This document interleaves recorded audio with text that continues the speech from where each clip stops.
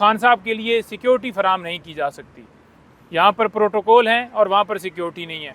और तीसरी बात यह है कि इनकी बेल के ऊपर आपने देखा कि खान साहब को कोई मामला भी हो तो वो कैसे मुलतवी किया जाता है, और दूसरी तरफ आपने देखा कि नवाज़ शरीफ साहब हों तो फ़ौरन ही उनको बरी भी कर दिया जाता है। खान साहब की अगस्त के अंदर जो तोशाखाना की अपील थी वो उस वक्त की है और अभी तक वो फिक्स नहीं हुई। और जो आपने देखा कि नवाज़ शरीफ साहब की सितंबर में आकर उन्होंने वो बहाली की दरख्वास्त दी और आपने देखा कि वो बरी होकर बिल्कुल वो क्या कहते हैं डिकार मार कर फिर रहे हैं। आपके अल्फाज से लग रहा है या आपकी शक्ल से लग रहा है कि आपके सर में दर्द है। नहीं, बस हमारे सर में भी दर्द हो गया। हाँ। मुख्तलिफ बयानात सुन रहे हैं और सारी नहीं, सर में दर्द ना रखें, ये पॉलिटिकल पार्टी है, इस तरह की चीज़ें होती रहती हैं, बयानात से फ़र्क नहीं पड़ता। आप ये देख लें कि क्या नवाज शरीफ का वोट इन बयानात की तरह वजह से कोई बढ़ गया, तो खान साहब की पॉपुलैरिटी में कमी आ गई है।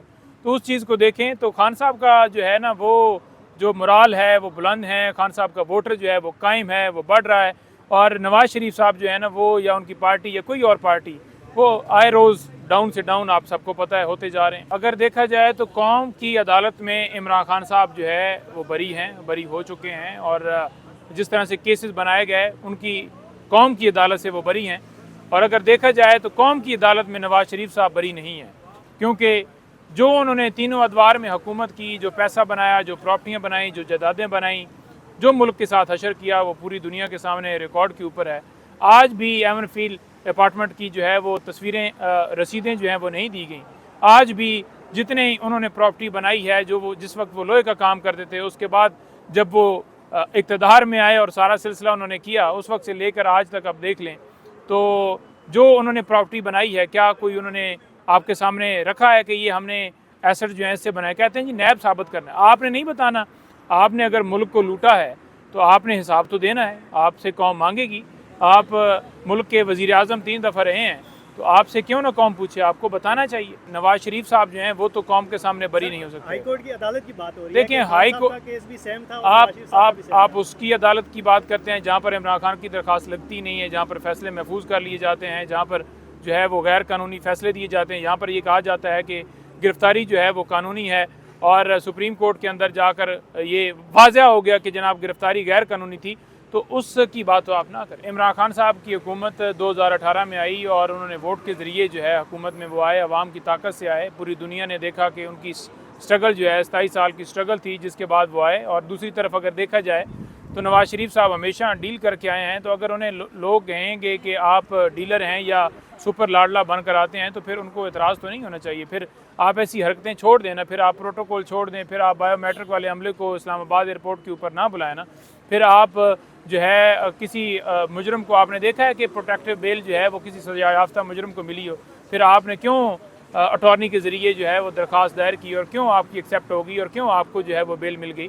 फिर उसके ऊपर आप कहें ना कि जी नहीं, लोगों के लिए भी जो है वो किसी और शख्स के लिए जो है वो कानून ऐसा नहीं है और मेरे लिए ये ऐसा है, तो फिर उसके ऊपर आपको भी वजाहत देनी चाहिए कि जब किसी और को नहीं मिल सकती तो मुझे क्यों मिले। लेकिन जब आप CCPO के सलूट भी लें, आप जो है गाड़ियाँ भी जलसे के अंदर जो है वो सरकार की मदद से मंगाएं और आप जो है वो प्रोटोकॉल हासिल करें हर जगह के ऊपर और अपने मुकदमात ख़त्म करवाए जाएँ, तो फिर लोग तो कहेंगे कि आप लाडला हैं। से ये आपको पता है कि साइबर केस चलाया गया और जिस तरह से उसमें गिरफ्तारी डाली गई, जिस तरह से उसमें रिमांड लिया गया, जिस तरह से रूल्स सीक्रेट रखे गए, जिस तरह से सीक्रेट तरीके से जो है वो एक रिपोर्ट पेश की गई, तो ये सारी चीज़ें सीक्रेट होंगी तो फिर कैसे आप कहेंगे कि वो फेयर ट्रायल हो रहा है? आइन का आर्टिकल 10 वो तकाजा है आइन का कि किसी भी शख्स का जो बुनियादी हक है कि फेयर ट्रायल उसको देना चाहिए, जो फेयर ट्रायल इस वक्त तक किसी भी केस के अंदर जो है वो नज़र नहीं आ रहा। यूँ छुपा कर इस तरह से चलाना जहाँ पर किसी शख्स की या आम पब्लिक की पाबंदी हो, तो फिर उसको कैसे कह सकते हैं कि वो फेयर ट्रायल होगा? लास्ट हियरिंग के ऊपर जब खान साहब से मुलाकात हुई तो खान साहब ने ये वाज़ह बड़ा कहा कि जो चीज़ें यहाँ पर हो रही हैं, अलकादर ट्रस्ट केस के हवाले से लगा लें, तो जो ये मीडिया के ऊपर रिपोर्ट हो रहा है कि इमरान खान के नाम पे वो प्रॉपर्टी लगी, तो ये चीज़ें दुनिया को नज़र आनी चाहिए कि वो प्रॉपर्टी अलकादर ट्रस्ट जो है वो मैं तो उसके अंदर ट्रस्टी हूँ और ट्रस्ट बनाया था और ट्रस्ट को डोनेट किया था उस ज़मीन को और उसके ऊपर जो सारी जो है कंस्ट्रक्शन हुई थी वो डोनेशन हुई थी। तो ये एक काम के एक अच्छा इस्लामी काम जो कि इससे पहले भी इमरान खान साहब ने आपने देखा, चाहे वो यूनिवर्सिटी हो, चाहे वो नमर यूनिवर्सिटी हो, चाहे वो शौकत खानम अस्पताल हो या और दीगर जब वो हुकूमत में रहे, तो उसी की एक कड़ी ये भी थी जो खान साहब ने एक सोच का इजहार किया कि एक इस्लामी एक ऐसा इदारा होना चाहिए जहाँ पर आपके बच्चे जो हैं इस्लामी तालीम हासिल कर सकें। तो बजाय ये कि उसको अप्रिशिएट किया जाता, आज उसको जो इतला मिलती है कि उसको बंद कर दिया गया है या उसके अंदर जो तलबा पढ़ते थे वो उनका जो है, क्योंकि वहाँ पर वो रहते भी थे, वहाँ पर वो खाना भी खाते थे, सारी चीज़ें उनको मुहैया थी। तो आप बजाय ये कि कोई ऐसा काम नेक काम करें या कोई ऐसा काम करें जिसमें आपके बच्चे पढ़ सकें, आपके बच्चे तो लंदन जाते हैं, आप कोई ऐसा अस्पताल बनाएं आप तो इलाज कराने के लिए लंदन जाते हैं, बजाय ये कि कोई ऐसा काम किया जाता उसी के ऊपर क्रिटिसाइज़ किया जाता है। और नहीं मेहतर पंजोता साहब, परसों आपकी पार्टी इंट्रा पार्टी इलेक्शन करवाने जा रही है, क्या मेन्यू है, कहाँ पे इलेक्शन होंगे, कौन कौन पार्टिसिपेट कर रहा है और क्या क्राइटेरिया है? सर इसका क्राइटेरिया आपको सामने नज़र आ जाएगा, मैं पहले नहीं बता सकता, वो बिल्कुल डिस्कशन सारी चीज़ें हो रही हैं और इंशाल्लाह आपके सामने लायामल आ जाएगा। बात यह है कि सबसे जो अहम चीज़ करने वाली वो ये है कि ये इंट्रा पार्टी इलेक्शन करवाने क्यों पड़े। इलेक्शन कमीशन ने इससे पहले पंजाब और केपी में इलेक्शन नहीं करवाए, इमरान खान साहब को एक गैर कानूनी गैर आनी नोटिफिकेशन के ज़रिए जो है नाइल किया गया।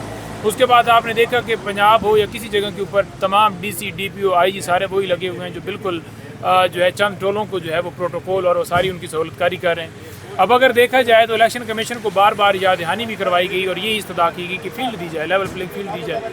लेटर तो लिखे जाते हैं वज़ीर आज़म साहब को, लेकिन इम्प्लीमेंटेशन कोई नहीं होता। तो ये भी उसी की कड़ी थी कि ऐन मौके के ऊपर जब 8 तारीख जो है अनाउंस हो चुकी है तो उससे पहले ये आकर कहना कि इंटर पार्टी इलेक्शन करवाएं, आज तक पहले आपने क्यों नहीं कहा। जो नोटिस हमें भिजवाया गया उसके अंदर सिर्फ डॉक्यूमेंट्स का जिक्र था कि ये रिक्वायरमेंट आप पूरी कर दें, बाकी सारे मामला ठीक हैं। और ये ऑर्डर जो है इलेक्शन कमीशन ने दौरान समात जो है ये अनाउंस किया था कि बल्ले का निशान जो है बैलेट पेपर के ऊपर रहेगा और ये भी कहा था कि चेयरमैन PTI चेयरमैन रहेंगे, लेकिन उसके बावजूद उस फैसले को 2 महीने तक महफूज किया गया। 2 महीने महफूज करने के बाद जो है वो कहते हैं कि अब क्योंकि टाइम शॉर्ट रह गया तो अब आप करवाएं। ये तो एक यूँ है ना कि एक फ़ौरन किसी के ऊपर एक कुल्हाड़ी अचानक से मार दी।